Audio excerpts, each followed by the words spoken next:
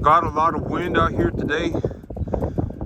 But if you look at these animals right here, this animal right here, that animal right there, I got another one right here, this one right here, and that one right there are going to be the next 4 going to market. And if you take a look at them, they're very good looking right now. That right there, very good looking animal. I'll be getting good money for these animals. I'll be taking them to market. It really depends. Okay, so I got a lot of things going on right now. I was thinking about bringing in animals 2 days ago. But 2 days ago, I was going to bring in animals, but the sale barns that I was calling, the sale barns that I was going to did not accept any form of card payment. I couldn't use a debit card. I couldn't use a credit card. I couldn't use any card. And so I couldn't buy them. And so, I didn't have any other way to pay. And so, I didn't go to the sale barn. But this weekend, I'll be going to the sale barn on Saturday to bring in more animals. And so, okay, here's the big financial picture with what's going on. I know it's very, very windy right now. I'm gonna see. I'm just gonna do the best that I'm able to do as of right now. But okay, so these animals, I would say that right now they're about 650 pounds. So they're about 650 pounds, and they're properly conditioned for the market. And so if I took them to the market, they would be properly conditioned. They would be a top dollar animal for the weight that they are at. You see this animal right here, very good looking animal. But right now, if I take these animals to market, I have so much grass on my field that I have unlimited feed supplies, right? As of right now, I practically have unlimited feed supplies. These animals, I've been running almost 2-3 cattle an acre, and my grass is still a foot tall.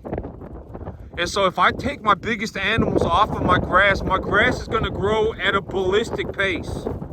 My grass is going to grow it's just going to grow way too fast. Right now I have 2-3 animals an acre, and my grass is still like over a foot tall.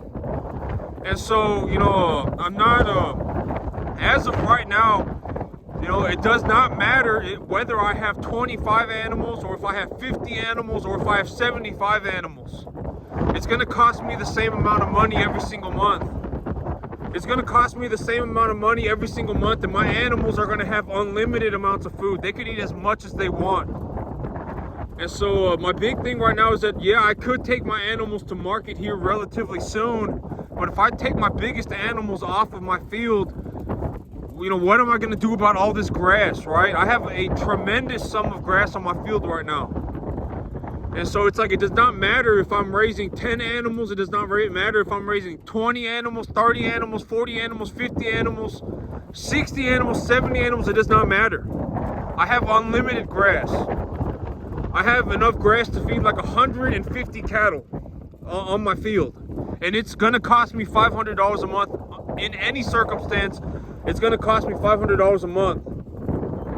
And so my big thing right now is that, yes, I do have animals that are ready to go to market, that will be ready to go to market here relatively soon, and they are properly conditioned. But if I take these animals to market, now I'm in a situation where I have all of this grass and I only have a bunch of smaller animals. And so I need to pick up I need to pick up more animals this weekend. I'll be bringing in more animals. And one of my small calves, I don't know if y'all can see him from here, but I almost tripped on this thing. But I got that small little calf right there. But 2 days ago, I was taking a look at him, and he was not looking good.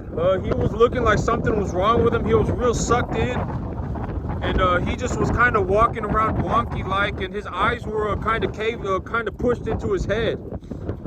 And so so when these small calves, when these tiny little small calves, if their eyes ever get pushed into their head, if you look at them and you say, okay, their eyes are actually pushed into their head a little bit, that's a sign that they're dehydrated.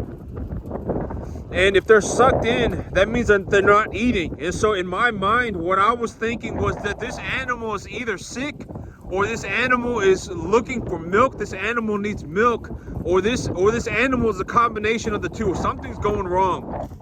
And so that animal, I have him penned up in the preconditioning pen by himself. I have him penned up in the preconditioning pen by himself, and I gave him a shot of antibiotic 2 days ago. And I got him pinned up in the preconditioning pen, and I gave just by himself, and I gave him a mixed ration. So I gave him a Bermuda grass hay with a 13% creep pellet, or excuse me, a 13% calf pellet. And so the animal is on a preconditioning ration, and as of this morning, he is eating a substantial amount of food. So yesterday he was hardly eating at all, but since today, it's been about 48 hours since I gave him a shot of antibiotic, and he has picked up eating food, a lot of food. He's eating a substantial amount of food, enough food for me to say he's definitely eating enough. But this morning, if he was not eating, I was going to give him milk. But that's one of the things about these small animals, is that a lot of these small animals, especially if they've been on a mama cow for a long time, they won't know what food is. They won't even know what grass is. They won't know what food is, and they won't even be able to digest it. And so you got to keep a very, very, very close eye on the animals to make sure that they are eating enough food to sustain themselves. And the number that I use is 2% of their body weight in dry matter. And so, like, if I have a 200-pound calf, they should be eating at least 4 pounds of food a day. And if I feed them 4 pounds of food, I usually use either a 2-to-1 mixture of a calf pellet and a good quality hay, or I mix it 1-to-1, depending on what I see going on. If the animal's having severe diarrhea, I'll give them a little bit less grain and give them a little bit more hay. But that's just the ration formula that I use. There are many ways to be, for you to be able to do this, depending on what you got going on, right? It's not just calf pellets and hay. If you have dried distiller grains and you have corn stalk bills, whatever it may be, wheat, whatever, corn, whatever, whatever you decide. But I would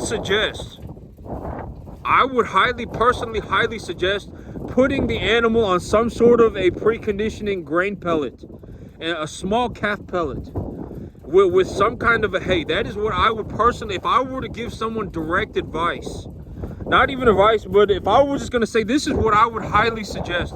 I would highly suggest, especially if an animal's having a lot of problems, like if a small animal's having a lot of digestive issues, the best thing to do from what I have personally seen is to give them a mixed ration of calf pellets and a good quality hay until their digestive system has worked itself out. That is what I would personally advise. That's what I would personally suggest.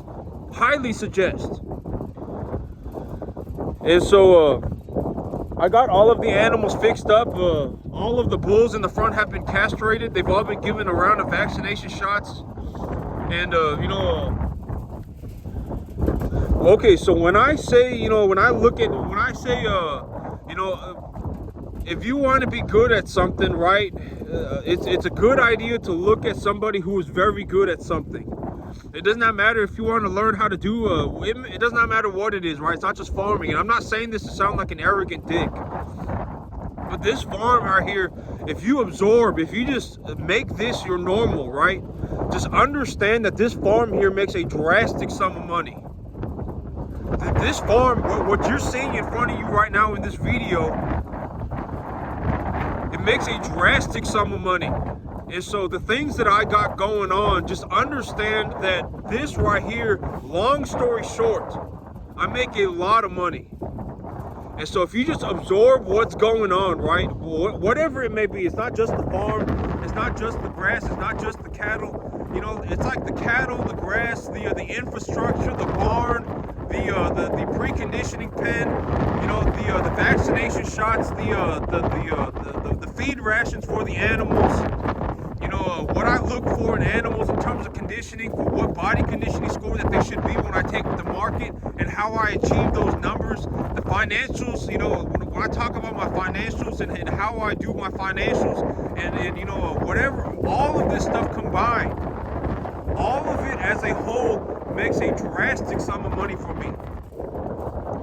a drastic sum. I mean, we're talking like tens of thousands of dollars a year. And so, just understand that. And so when you see what's going on, right, absorb it for the entirety of its situation. Just absorb it. Because this farm here makes a lot of money.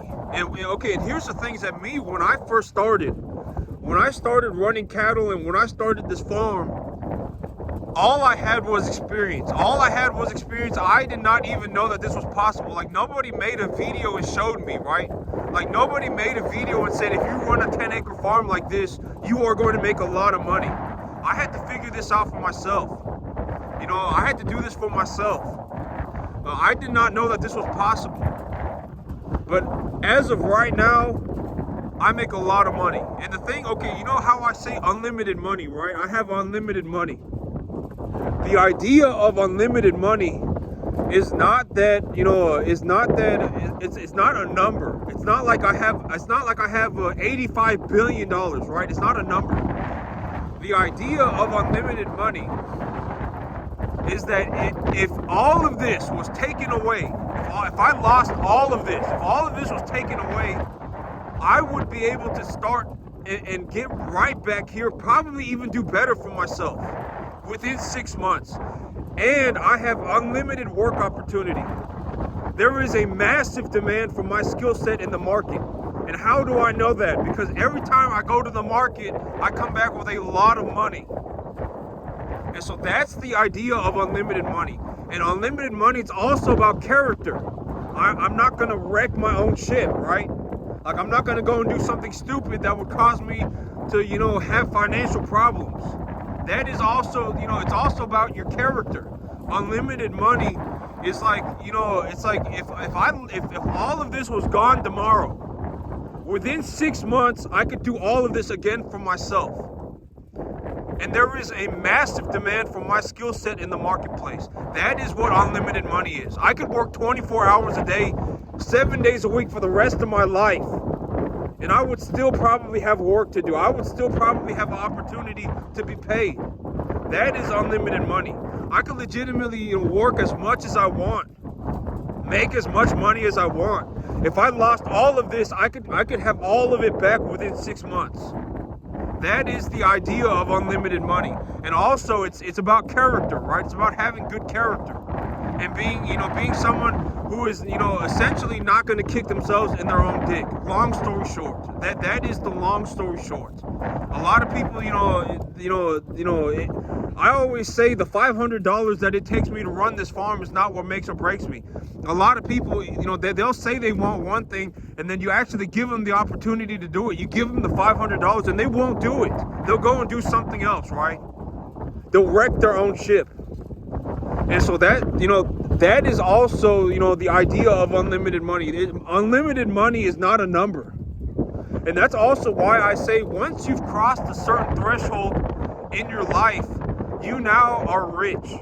You are now rich because now you can do whatever you want.